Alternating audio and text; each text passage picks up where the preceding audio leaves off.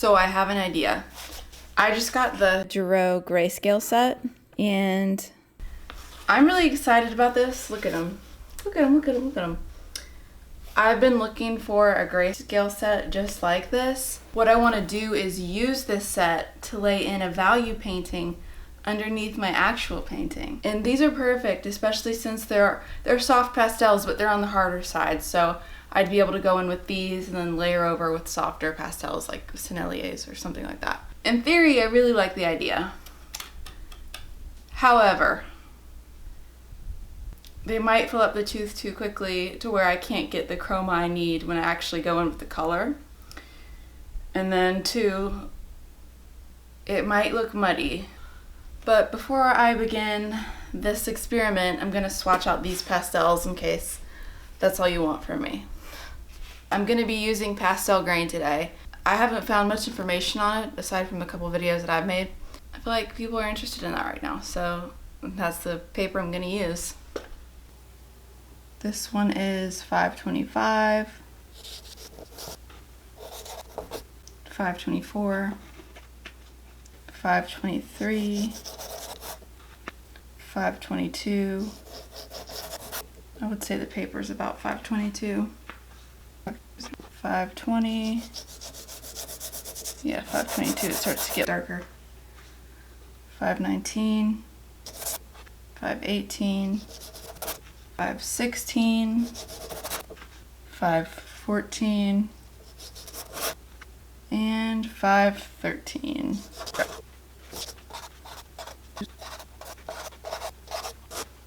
Alright, so these are all the values included in the Girault Greyscale set. For the painting, I'm going to omit black and white, and I want 4 values.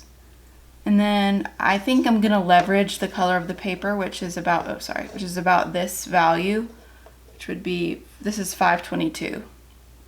It's a very similar value to the Pastelgrain gray color. So if I'm going to do these two colors, the color right before black, the one right after white, and then the color of the paper, I think I'll also include this value here, so that they're nice and evenly spaced. You've got these 2 darker values and then these 2 lighter values. Here I'm cropping in the photo and then putting it into the Notenizer app and selecting a value structure that I think best suits the theme I want to convey. And I love doing exercises like this where you set parameters because it actually makes creating easier. A lot of the time when you have a completely blank canvas and a world of opportunities open to you, it can be overwhelming. When we limit value and keep the value structure simple, it allows more variation within color and saturation. Alrighty. First things first, I'm gonna go in with the darkest value. It's 514. I want to use the edge.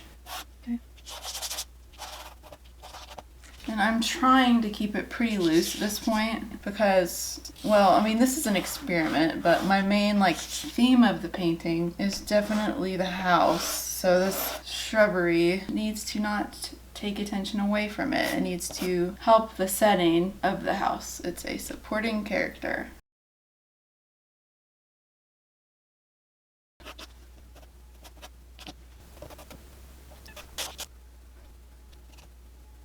Now with the house, I'm going to get a little more detail oriented. I'm not going to just kind of willy-nilly it.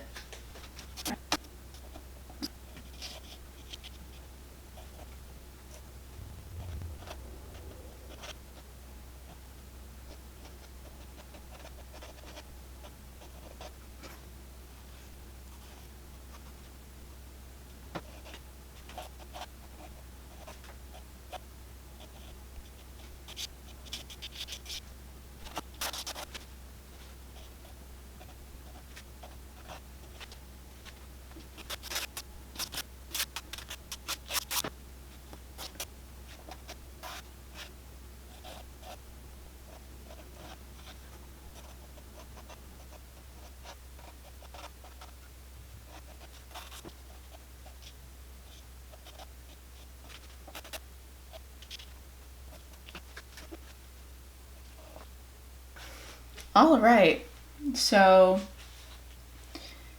this is predominantly 3 values. It's got dark darks with 514, and then we go a shade lighter with 518, and then the second lightest color is the color of the paper here, and then very, very sparingly 524, the second lightest color in the set. We've got the moon and a few lights and candles here. That's the only place I'm using this light. Lighting is really important with this piece because it's a nocturne. It's going to be on the darker side. It's going to be mostly in the darker value ranges. So now that I've got this mapped in, the challenge is to stick to each value as I paint. So this moon can only be this value. The lights, these lights can only be this value, and the darks can only be this value, which is a shade off from black. I really like how I used the gray paper to do this so that I'm not like super saturating the tooth with the gray colors. Let's see how this turns out. This is going to be interesting. I think I'm going to start with the darks. So this is a green color. Keep me honest, I'm going to swatch it as I go, so let's see.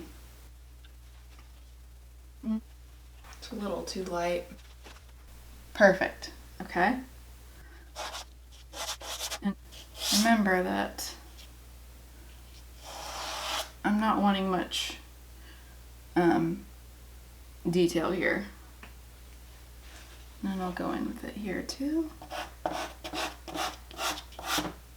Alright, is there anywhere else we can use this green? I think here.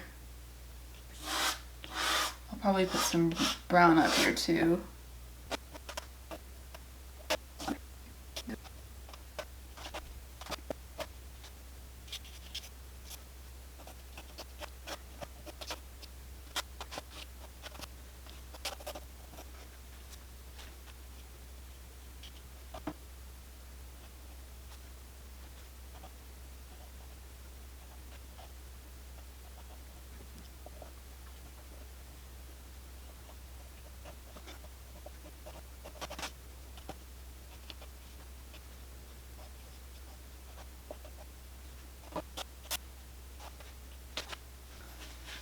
Alright, I've got the darks mapped out pretty well, and I only used 2 colors. I used a dark green and a dark brown of that same value, and now I'm going to go the next slide to tell you. Here and here and here, all of that value.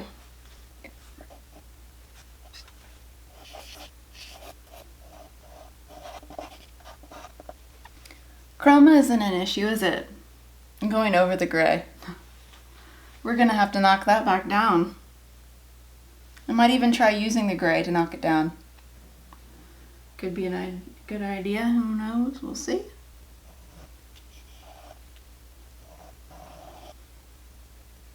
Alright, and just because I like to try and maintain cohesion and harmony within the painting, I'm gonna go in with this same color.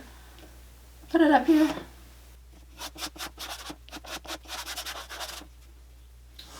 Time for some sky holes.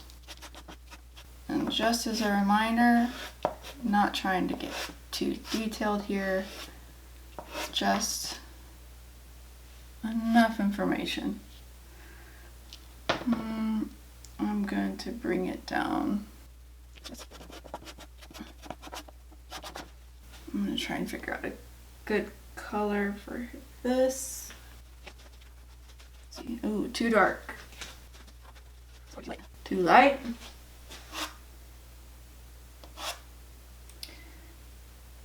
All right, I think that's perfect.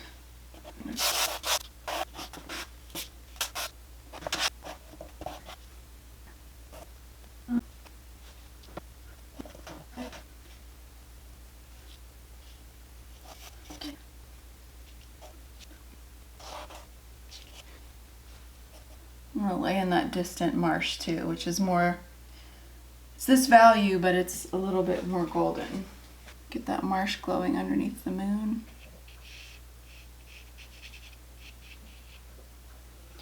It's amazing how relative color is. Like, you wouldn't read this as yellow. Or like, I don't know. Not that it's really reading yellow, but kind of. Color is just all relative. It is just relationships. Without the relationships, it's meaningless. I'm just gonna warm up these trees.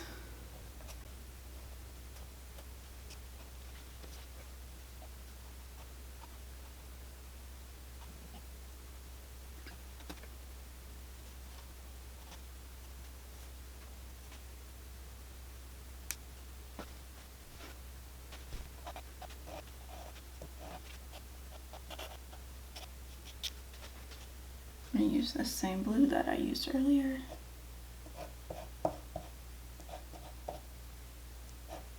Just get a little bit of color variation from...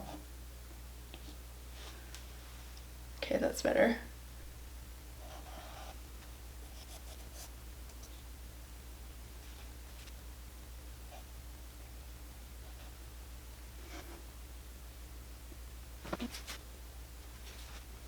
Alright, I'm going to move into the second lightest value, which is now the color of the paper. Too dark. Too light. That is pretty perfect. Alright.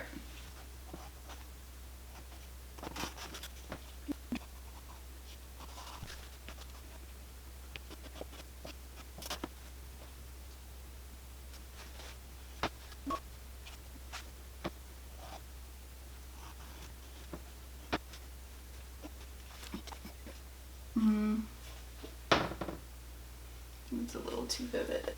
Too dark.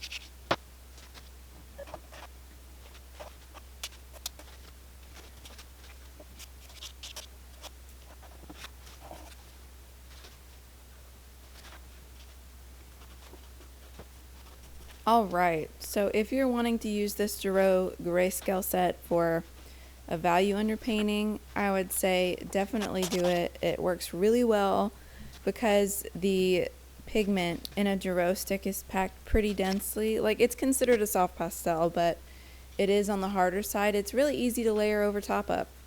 And hopefully you can see with this exercise that laying in a value painting underneath your actual painting can really help in establishing a strong value structure.